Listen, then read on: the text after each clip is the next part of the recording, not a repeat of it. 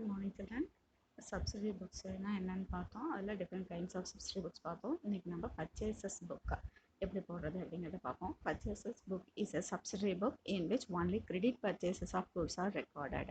இதில் வந்து cash purchase record பண்ணக்கூடாது, credit purchase மட்டும்தான் பண்ணணும். Only credit purchase of goods are recorded.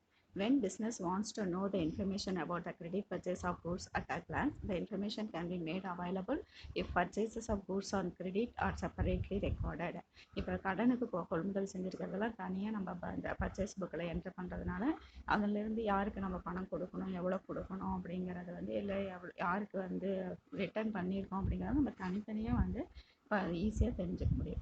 Goods here mean the items in which the business entity is dealing. இதில் வந்து என்ன பொருள் அவங்க டீல் பண்ணுறாங்களோ, என்ன பிஸ்னஸ் பண்ணுறாங்களோ அந்த பொருள் வாங்கியிருப்பாங்களோ, பர்ச்சேஸ் பண்ணியிருப்பாங்கல்ல, அது மட்டும்தான் வரணும். இது ஒரு கம்ப்யூட்டர் வாங்கியிருக்காங்க, அந்த மாதிரி இதெல்லாம் அசட்லாம் வாங்கியிருந்தாங்கன்னா இதில் காமிக்கக்கூடாது.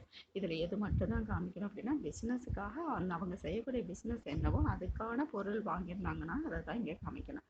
In other words, it is the item which is purchased for regular sales. எப்படின்னா திரும்ப ரெகுலர் சேல்ஸ், அதாவது தொடர்ந்து அவங்க வந்து அதை விற்பனை செய்கிறதுக்காக தான் வாங்கணும். அவங்க சொந்த பையனுக்காக வாங்குறது வந்து பர்ச்சேஸ் கிடையாது. எதுக்காக வாங்கணும் அப்படின்னா வாங்கி அதை விற்கக்கூடிய பர்பஸுக்காக வாங்கினாங்கன்னா தான் அந்த இதை தான் நம்ம என்னென்னு போகணும், டிரான்சாக்ஷனை பர்ச்சேஸ் புக்கில் என்ட்ரி பண்ணணும். For example, furniture will be treated as goods in the case of the firm dealing in furniture. Furniture கடை வச்சுருக்காங்க அப்படின்னா அவங்க வந்து அதை நம்ம கூட்ஸ், ஃபர்னிச்சர் வாங்குறாங்கன்னா கூட்ஸ்ன்னு சொல்லலாம். For other firms which are not dealing in furniture it will be an asset. அதே வேறு புக் ஸ்டாலோ இல்லை வேறு ஏதோ ஒரு ஃபர்னிச்சர் பிஸ்னஸ் செய்யாதவங்க யாராச்சும் ஃபர்னிச்சர் வாங்குறாங்க அப்படின்னா அதை நம்ம இந்த பர்ச்சேஸ் புக்கில் காமிக்கக்கூடாது, அது அவங்களோட asset. Okay. Hence, while recording transaction in the purchases book, it must be ascertained whether the credit purchase is related to the item in which the firm is dealing. இதில் வந்து பர்ச்சேஸ் புக்கில் அந்த நிறுவனம் வந்து என்ன தொழில் செய்கிறாங்களோ, என்ன பொருட்கள் விற்பனை செய்கிறாங்களோ அதுக்குரிய பொருளை பர்ச்சேஸ் பண்ணியிருக்கிறது. கிரெடிட் பர்ச்சேஸ் கடனுக்கு வாங்கியிருந்தாங்க அப்படின்னா இதில் நம்ம பார்த்துக்க முடியும். Purchase of assets and purchase of goods for cash are not entered in purchase book. அதே மாதிரி purchase goods purchase asset purchase பண்ணியிருந்தாவோ, கூட்ஸ் வந்து கேஷுக்கு பர்ச்சேஸ் பண்ணியிருந்தாவோ இது வந்து இந்த புக்கில் என்ட்ரு பண்ணக்கூடாது.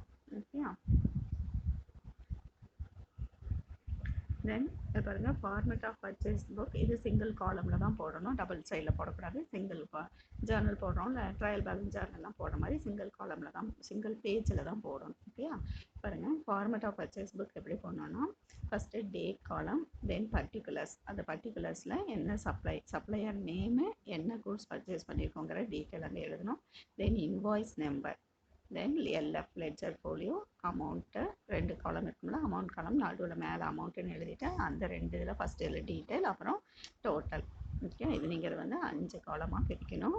First date, particulars, invoice number, ledger folio, அமௌண்ட்டை வந்து டீட்டெயில், டோட்டல். டீட்டெயிலில் என்ன அப்படின்னா இப்போ 500 பொருள் 2 வாங்கியிருக்கோம் அப்படின்னா 500 × 2 அங்கே போடுறதுக்காக தான் 500 × 2 அப்படின்னு அந்த டீட்டெயிலில் போட்டுட்டு டோட்டலில் வந்து டோட்டல் அமௌண்ட் 500 × 2 1000 அப்படிங்கிறத அங்கே காமிக்கணும். ஓகே. பாருங்கள் என்ன போடுவாங்கன்னா டேட், இந்த date column the date of purchase of goods on credit is recorded. Credit purchase என்னைக்கு நடந்திருக்கிறோம் அந்த டேட் அங்கே போடணும். தென் particular column in this column the name of the supplier from whom goods have been purchased and details of goods purchased are given. யார்கிட்ட இருந்து நம்ம purchase பண்ணியிருக்கோம், என்னென்ன வாங்கியிருக்கோம் அப்படிங்கிற detail. It contains the name, quantity, quality and rate of goods purchase, trade discount and any other specification and specialities of the goods are recorded in this column. அவங்க ஏதாச்சும் discount கொடுத்துருந்தாங்க அப்படின்னா அதையும் இந்த காலமில் காமிக்கணும். Then invoice number. Invoice is the statement prepared by the seller of goods. பொருள் யார் வாங்குறாங்களோ விற்கிறாங்களோ அவங்க வந்து இன்வாய்ஸ் ஒன்று ப்ரிப்பேர், இடாப்பு அப்படின்னு சொல்லுவோம், அதை ப்ரிப்பேர் பண்ணி இந்த இவ்வளோ மதிப்பில் பொருட்கள் உங்களுக்கு இவ்வளோக்கு கொடுத்துருக்கோம், இந்த இதில் கொடுத்துருக்கோம் அப்படிங்கிறத வந்து அவங்க ஒரு பில்லு மாதிரி ப்ரிப்பேர் பண்ணியிருப்பாங்க. அதுதான் இன்வாய்ஸ். அந்த பேக்கேஜில் என்னென்ன இருக்குது, எவ்வளோ கூட்ஸ் இருக்குது, எவ்வளோ ஒர்த் ஆஃப் கூட்ஸ் இருக்குது அப்படிங்கிற டீட்டெயில் அது வந்து செல்லர் ப்ரிப்பேர் பண்ணுவார். It contains detail about the goods, its price and other expenses incur. The invoice number is entered in this column. அந்த பில்லுக்கு அந்த இன்வாய்ஸ்க்கு ஒரு நம்பர் இருக்கும் இல்லையா, அந்த நம்பர் தான் இன்வாய்ஸ் நம்பர் காலமில் என்டர் பண்ணணும். அவங்க கொடுத்துருந்தாங்க சம்பளம், சில சம்பளம் கொடுத்துருப்பாங்க, சில சம்பளம் கொடுத்துருக்க மாட்டாங்க. அப்போ கொடுத்துருந்தாங்கன்னா அந்த நம்பர் அங்கே என்டர் பண்ணணும். கொடுக்கலைன்னா அதை அப்படியே blank-ஆ விட்டுலாம். Then ledger folio page number of the ledger in the suppliers account appears is recorded in this column. அது வந்து லெட்ஜர் அக்கௌண்ட் போட்டிருக்கோம் இல்லையா, அந்த லெட்ஜரில் இந்த சப்ளையர் அவங்க எந்த பேஜில் அவங்க ஒரு அக்கௌண்ட் எழுதியிருக்கோம் அப்படிங்கிறத நம்ம எடுத்து எழுதணும். Purchases of goods must be posted to the personal accounts of suppliers. இது வந்து கிரெடிட் பர்ச்சேஸ் அப்படின்னாவே குட்ஸ் பர்ச்சேஸ் ஃப்ரம் ரமேஷ் அப்படின்னா ரமேஷோட அக்கௌண்ட் நம்ம பர்சனல் அக்கௌண்ட்டில் தானே போடுவோம். அது மாதிரி அந்த சப்ளையர்ஸோட பர்சனல் அக்கௌண்ட்லேயும் இதை நம்ம ரெக்கார்ட் பண்ணுவோம். Purchases book contains the page number of suppliers account in the ledger. It helps in posting and also in checking the records. அதே மாதிரி அந்த பர்சனல் அக்கௌண்ட் அவரோட அக்கௌண்ட் எந்த பேஜில் நம்ம ஓப்பன் பண்ணியிருக்கோம் லெட்ஜரில், அப்போ நம்ம இன்னும் அவர்கிட்ட திரும்ப வாங்குறப்ப டக்குன்னு அந்த பேஜ் எடுத்து என்டர் பண்ணிக்க போஸ்ட் பண்ணிக்க முடியும். Okay. Then amount column. Amount காலமில் டீட்டெயில்ஸ்னு இருக்கிறதுல amount column is divided into 2 parts. Amount காலமை ரெண்டாக பிரிச்சுக்கணும், detail and total.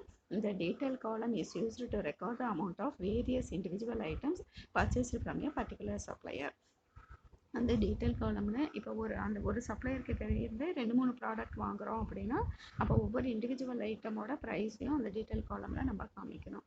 The amount of trade discount allowed is deducted. அப்போ அதெல்லாம் மல்டிப்ளை பண்ணி போடுறப்ப ட்ரேட் டிஸ்கவுண்ட் கொடுத்துருந்தாங்கன்னா அதிலிருந்து அந்த டோட்டல்லேருந்து ட்ரேட் டிஸ்கவுண்ட்டை மைனஸ் பண்ணணும்.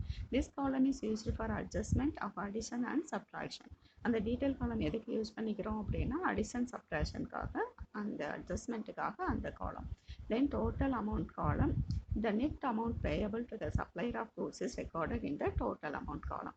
அதாவது இவங்க 2-3 பொருள் வாங்கியிருந்தாங்கன்னா அது எல்லாத்தையும் மல்டிப்ளை பண்ணி அந்த டோட்டல் போட்டு அதுலேருந்து ட்ரேட் டிஸ்கவுண்ட்டை மைனஸ் பண்ணி மீதி வர எவ்வளோ அமௌண்ட் அவருக்கு ஆக்சுவலாக கொடுக்கணுமோ அந்த அமௌண்ட் அங்கே டோட்டல் காலமில் போடணும். ஓகே.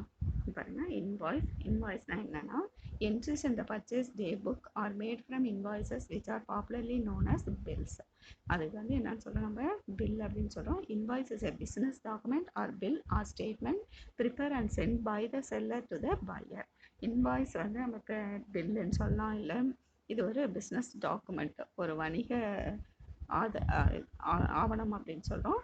இது வந்து எப்படி இருக்கும்னா என்னென்ன பொருளை பற்றின டீட்டெயில்ஸ் இருக்கும்.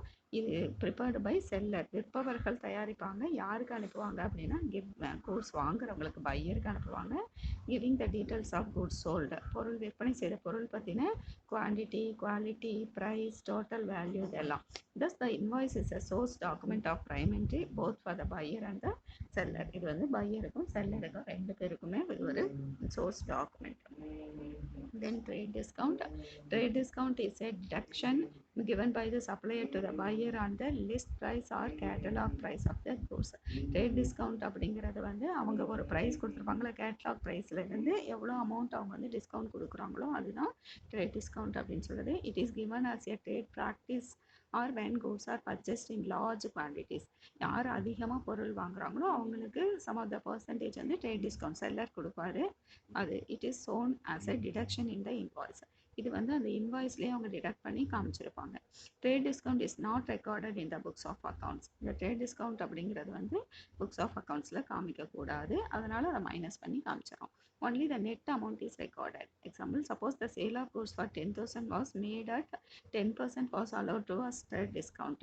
10,000 ரூபாய்க்கு பொருள் வாங்குறாங்க, அதில் 10% வந்து trade discount allowed பண்ணுறாங்க அப்படின்னா the entry regarding sales will be made for 9,000. அந்த 10,000க்கு 10% கண்டுபிடிச்சோம்னா 1,000 rupees. அப்போ 10,000ல 1,000 மைனஸ் பண்ணிட்டோம் அப்படின்னா 9,000 தான் நம்ம அதில் காமிக்கணும். இந்த same way purchaser of goods will also record purchases as 9,000 rupees அப்படிங்கிறத காமிக்கணும். ஓகே. இங்கே பாருங்கள், இல்லஸ்ட்ரேஷன் கொடுத்துருக்காங்க, இது மாதிரி கொடுத்துருவாங்க. சம் இப்படி தான் இருக்கும். ரெக்கார்ட் த ஃபாலோயிங் டிரான்சாக்ஷன் இந்த purchases book of Shanti furniture Mart. அப்போ இங்கே என்ன அவங்க டீல் பண்ணுறாங்க, என்ன பொருள் விற்கிறாங்க, ஃபர்னிச்சர். அப்போ இங்கே வந்து ஃபர்னிச்சர் வாங்கியிருக்காங்க, சேர் டேபிள்லாம் வாங்கியிருக்காங்கன்னா அது பர்ச்சேஸ் புக்கில் என்டர் பண்ணும். இதே சாந்தி புக் ஸ்டால் அப்படின்னு இருந்துச்சு, அங்கே ஃபர்னிச்சர் வாங்கியிருக்காங்க, டேபிள் சேர் வாங்கியிருக்காங்கன்னா அதை நம்ம காமிக்கக்கூடாது. கிளியராக சொல்ல, இங்கே ஃபர்னிச்சர் டீல் பண்ணுறதுனால இங்கே டேபிள் சேர் எல்லாம் வாங்கியிருக்காங்க, அதை நம்ம காமிக்கிறோம். பாருங்கள், ஃபஸ்ட்டு யார்கிட்ட இருந்து வாங்கியிருக்காங்க, மோகன் ஃபர்னிச்சர் மார்ட் மதுரை. அதை வந்து நம்ம முதல்ல இந்த இது போடணும் காலம். இந்த books of Shanti furniture mart purchases book purchases journal அப்படின்னு போட்டு date particular invoice number ledger folio amount column ரெண்டாக பிரித்து டீட்டெயில் டோட்டல் போட்டுக்கிறோம். இப்போ ஃபஸ்ட்டு ஒன் பாருங்கள் 2017 மார்ச் 1 வாங்கியிருக்காங்க. அப்போ மோகன் ஃபர்னிச்சர் மார்ட் மதுரை அந்த எந்த கடையில் வாங்கியிருக்காங்களோ அந்த கடை பேரை போட்டுக்கணும். இப்போ அவங்கக்கிட்ட பாருங்கள் என்னென்ன வாங்கியிருக்காங்க. 20 chairs at 450 each, 2 tables at 1000 each. அது ரெண்டையும் அப்படியே எழுதிக்கணும். லெஸ் ட்ரேட் டிஸ்கவுண்ட் 10% பாருங்க. 20 chairs at 450, 2 tables at 1000 each. அப்போ 20 into 450 போட்டோம்னா 9000 நம்மளுக்கு. ஓகே, அதே மாதிரி 2 into 1000 போட்டோம் அப்படின்னா 2000. 1000 ரூபாய் விலையில் 2 டேபிள் வாங்கியிருக்காங்க. அப்போ டோட்டலாக 1000. அப்போ இது ரெண்டையும் நம்ம என்ன பண்ணிக்கணும், டோட்டல் போட்டோம்னா 11,000 வரும். இந்த 11,000ல் டிஸ்கவுண்ட் கொடுத்துருக்காங்க. Date discount 10%. அப்போ இந்த 11,000க்கு 10%. 10% அப்படின்னா 11,000 into 10/100 போட்டால் அடித்து போட்டோம்னா 1100 வருது. அப்போ இந்த 11,000லேருந்து 1100 மைனஸ் பண்ணணும். ஓகே, மைனஸ் பண்ணோம் அப்படின்னா நம்மளுக்கு என்ன கிடைக்கும், 9,900. அப்போ மோகன் ஃபர்னிச்சருக்கு நம்ம எவ்வளோ கட்டணும், 9,900. ஓகே, அடுத்தது பாருங்கள். March 6 purchase for cash from welcome furniture. அப்போ கேஷ் அப்படிங்கிறப்ப அது நம்ம போடக்கூடாது. இதில் கிரெடிட் பர்ச்சேஸ் மட்டும் தான். இவங்க இங்கே கேஷும் கொடுத்துருக்காங்க, அது போட தேவையில்லை. ஓகே, இந்த டிரான்சாக்ஷன் பர்ச்சேஸ் புக்கில் என்ட்ரு பண்ணக்கூடாது. தென் பாட் ஃப்ரம் ரமேஷ் அண்ட் கோ ராயப்பேட். இப்போ இவங்க வந்து என்ன பண்ணணும், ரமேஷ் அண்ட் கோ அப்படின்னு எழுதிட்டு இது அப்படியே எழுதிக்கணும். 2 stools at 500, 10 rolling chairs at 200 each. இதில் வந்து டெலிவரி சார்ஜஸ் அண்ட் கார்டேஜ் கொடுத்துருக்காங்க. டெலிவரி சார்ஜஸ் அப்படின்னா ஆட் பண்ணி தானே கொடுக்கணும், அவங்க தானே வாங்குறவங்க தானே கொடுக்கணும். அப்போ இந்த இதில் வந்து நீங்கள் அப்படியே இதை ரெண்டையும் எழுதணும். ரமேஷ் அண்ட் கோ ராயப்பேட் அப்படின்னு எழுதிட்டு பாருங்கள். 2 into 500. 2 into 500 போட்டோம்னா எவ்வளோ வந்துடும், 1000. 10 into 200 போட்டோம்னா 2000. இப்போ இது ரெண்டையும் ஆட் பண்ணால் 3000. இதோட ப்ளஸ் அவங்க ஆட் பண்ணும் டெலிவரி சார்ஜஸ் 200, 150 கொடுத்துருக்காங்க. அப்போ இது ரெண்டையும் ஆட் பண்ணோம்னா 3150. டெலிவரி சார்ஜஸ் அண்ட் கார்டேஜாக இருந்துச்சுன்னா ஆட் பண்ணணும், ட்ரேட் டிஸ்கவுண்ட்டாக இருந்துச்சுன்னா மைனஸ் பண்ணணும். அதை நான் வச்சுக்கோங்க. தென் ஃபோர்த் ஒன் பாருங்கள். March 20 purchase 2 computers for office use அப்படின்னு கொடுத்துட்டாங்க. நம்ம ஆல்ரெடி பார்த்துருக்கோம், ஆஃபீஸ் யூஸுக்கு வாங்குறதெல்லாம் போடக்கூடாது. அது எது தான் போடணும், அவங்க என்ன சேல்ஸ் பண்ணுறாங்களோ அந்த பொருள் வாங்கியிருந்தால் மட்டும்தான் நம்ம பர்ச்சேஸ் புக்கில் காமிக்கணும். அதையும் கிரெடிட்டுக்கு வாங்கியிருந்தாங்க. அப்போ இந்த என்ட்ரி நம்ம போடக்கூடாது. அப்போ மார்ச் 21 பாருங்கள். Purchase from Kamal and co Karaikal 10 chairs at 750, 15 steel cabinets 15,000. இதுக்கு பேக்கிங் சார்ஜஸும் கொடுத்துருக்காங்க, ட்ரேட் டிஸ்கவுண்ட்டும் கொடுத்துருக்காங்க. ஓகேயா, இப்போ என்ன பண்ணணும் அப்படின்னு பார்க்கலாம். இது அப்படியே எழுதணும். கமல் அண்ட் கோ காரைக்கால்னு எழுதிக்கணும். ஓகேயா, கமல் அண்ட் கோ காரைக்கால் போட்டுட்டு இப்போ 10 into 750 போட்டோம்னா 7,500. 15 into 1,500 போட்டோம்னா 22,500. இதில் இதுக்கு தான் ட்ரேட் டிஸ்கவுண்ட் போடணும். இப்போ பேக்கிங் சார்ஜஸ் ஆட் பண்ணி ட்ரேட் டிஸ்கவுண்ட் போடக்கூடாது. முதல்ல ட்ரேட் டிஸ்கவுண்ட் மைனஸ் பண்ணிக்கணும். இப்போ 30,000 ஒர்த் ஆஃப் குட்ஸ் தான் வாங்கியிருக்காங்க. இப்போ இந்த 30,000க்கு தான் நம்ம ட்ரேட் டிஸ்கவுண்ட் 10% அப்படிங்கிறப்ப 3,000. 30,000 into 10/100 அப்போ 3,000. அப்போ இதுலேருந்து இதை நம்ம மைனஸ் பண்ணணும். மைனஸ் பண்ணால் 27. இப்போ தான் நம்ம எந்த சார்ஜ் ஆட் பண்ணோம், packing charge delivery charges add பண்ணோம்னா 250. பிட்டஸ் ஆஃப் 27,250. இப்போ என்ன பண்ணணும் அப்படின்னா பர்ச்சேஸ் அக்கௌண்ட் டெட்டார் அப்படின்னு நீங்கள் எழுதிக்கணும். டோட்டல்னு போடக்கூடாது, பர்ச்சேஸ் அக்கௌண்ட் டெட்டார் அப்படின்னு போட்டு இந்த டோட்டல் இந்த காலம் இருக்குல்ல, டோட்டல் காலம் இது மூணையும் நம்ம